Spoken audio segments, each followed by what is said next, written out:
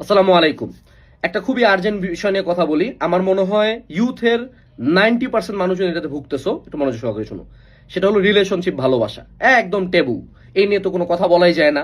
এবং এই কথা বলার সাথে কমেন্ট সেকশনে সুফি দরবেশের উদ্ভব হয় যে ভাই এটা নিয়ে কেন কথা বললেন। বাট হয় নিজেও ওইটাতে পেন খাইছে এবং সামনে পেন খাবে। প্রত্যেকেরই ইচ্ছা আছে, কেউ কিন্তু করবে না। এবং এর থেকে একমাত্র আমি বাদে কেউ এটা নিয়ে ওপেনলি কথা বলে না।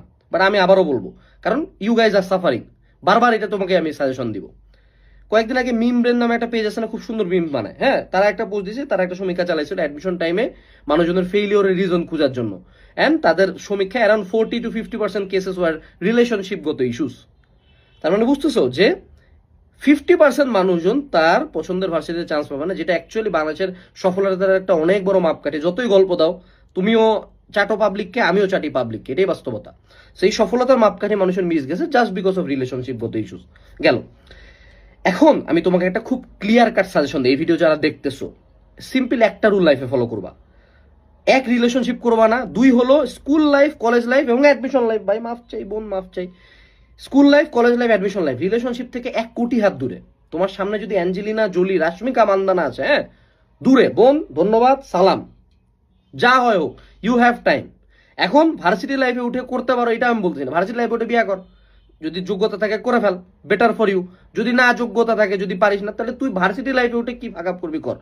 ভার্সিটি লাইফে উঠে তুমি 4 বছরের জায়গায় 7 বছর 8 বছর যতদিনে পার করো, মেজরিটি টাইম ভালো ভার্সিটি হলে পিপল ডোন্ট কেয়ার। গেল, বাট এটা সাজেস্টেড না, আমি আবারও বলছি, এটা সাজেস্ট করতেছি না। কিন্তু দেখো, প্রতিবারই তো আমাকে রিমেডি দিতে হবে, তাই না? আমি বললাম করিস না, এখন যে আসে এখানে সুবি সারছে, সেও করতেছে কিন্তু, ঠিক আছে?